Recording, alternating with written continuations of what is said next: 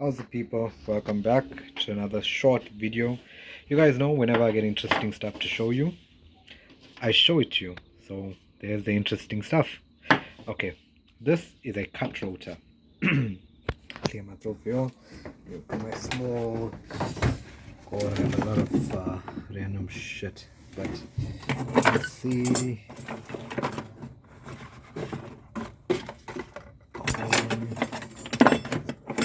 Okay. See, must always keep random shit. I even have a spare GPS light. But yeah, my place is full of random golf related things. Anyway, let's get back to this video. Yeah. This is a cut rotor. This is a standard rotor. Look at the difference, right?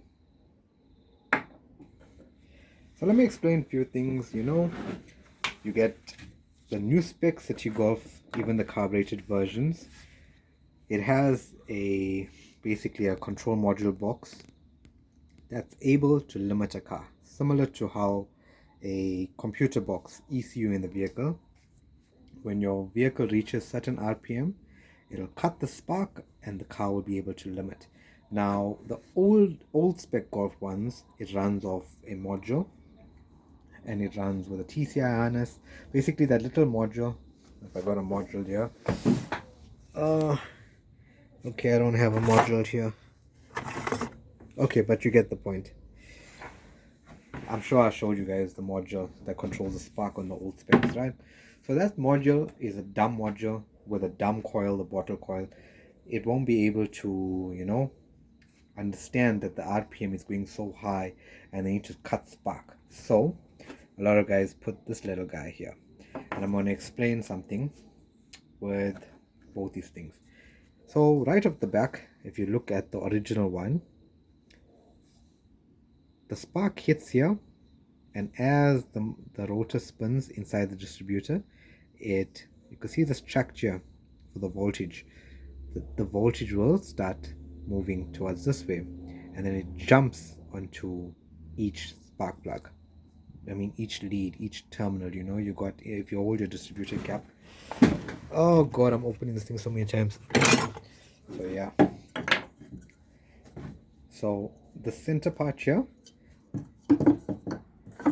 will hit the top of this, and then it will guide the current or the voltage of spark till this tip here, and then through the air gap it'll jump onto each of these poles, and that's how you get spark through your old vehicle.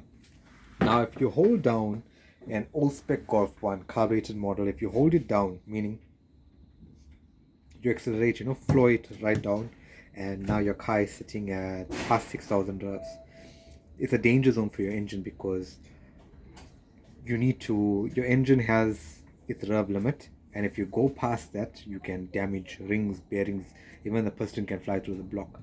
So that is why on an injected Golf 1 and the new spec City Golfs, the carbureted versions, they have a little control box that can cut that spark. Now the old ones didn't have that.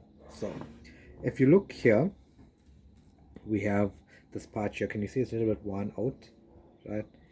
And then this part where your main lead from your coil goes through, it sends spark through here and it starts hitting this. Now this rotor also spins, and the tract is here. You see both have this black strip. So as it's spinning, the same spark, it's traveling right there, and then it's firing onto each of these poles. Now if this rotor spins fast enough, let's just say going past 6,000 rpm, if it starts spinning past 6,000 rpm, there's a little spring here. Oh god, let me see. Can you see there's a spring there, and inside here there's a weight. Now if something spins super fast, okay, let's just say I got this here and I start spinning it super fast like this, this item will get stuck to the wall of this tape, similar to, I don't know if you guys know, in the funfair and stuff, I don't know what the ride is called, but it's like you go stand in that cylinder, and as it spins, You know, the faster it gets, you get stuck to the wall of the cylinder and then the floor drops. Same terminology. So that's not the perfect way to explain centrifugal force, but just think of this, right? As this thing spins faster and faster, going to 6,000 RPM, there's a little weight here with the spring that's going to be pushed outwards. As it pushes outwards, it's going to ground this rotor. This rotor doesn't get grounded here. It doesn't get, there's no ground to it. But this rotor will get grounded onto your distributor shaft. You know where you place this rotor on.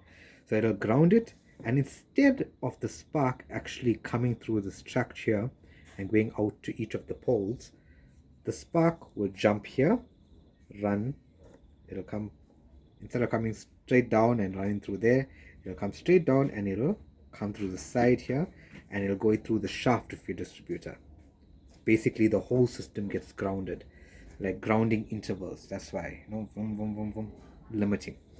So just remember that centrifugal force is what's making this distributor be able to cut. Now the reason why it works, but it doesn't sound as good as, a computer cutting the spark. Reason being, this little weight here with the spring is not very accurate. A lot of guys tell me, what, they put a cut rotor on the vehicle and it doesn't sound nice, so it doesn't sound like a typical Golf 1 limiting. The reason it's fully mechanical. Likewise, when we have carburetors and stuff, we're changing our carburetors to fuel injected to get the perks of the cold starts, your atmospheric pressure when you're driving at sea level and stuff. The fuel injected, the computer can handle it much more better than a carbureted device. Not saying carburetors are bad, I love carburetors, but you guys get the gist. So that little spring is what's controlling, the spring and the weight is what's controlling that spark to get cut off and get sent straight through the distributor shaft. Obviously all that voltage gets grounded with your your whole engine, your whole block is like a metal shield that can absorb that voltage and send all the current back to your battery, so nothing bad is going to happen. However, you must know, if the spring fails that's inside there, or if there's something wrong with the weight, and then you guys are hammering your vehicles, you're limiting it, and this doesn't cut the spark accurately, you guys can damage your motor. So be mindful, if you put this in your vehicle, by 5,000 revs, the car will sound like it's limiting. It won't sound exactly like a fuel injected car that's limiting, but you will hear some sort of action taking place there. But at least you guys know how it works now. This was one of my customers. I took it from him just to do this video basically. But if anyone's interested in it, you can buy it from me. It's nice. I keep, you guys saw, I keep so much of random shit. I even have control arms and all weird shit. I just keep stuff because when I'm going up to the customers, okay, this is my wiring. I'm busy creating a short loom for a customer. But yeah, you guys know the gist, how these little guys can limit an old spec. But key factor here, it doesn't limit it like an injected Golf. It'll never sound the same.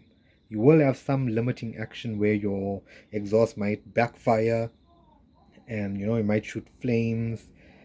It does sound nice, it sounds different, but yeah, that's all it is.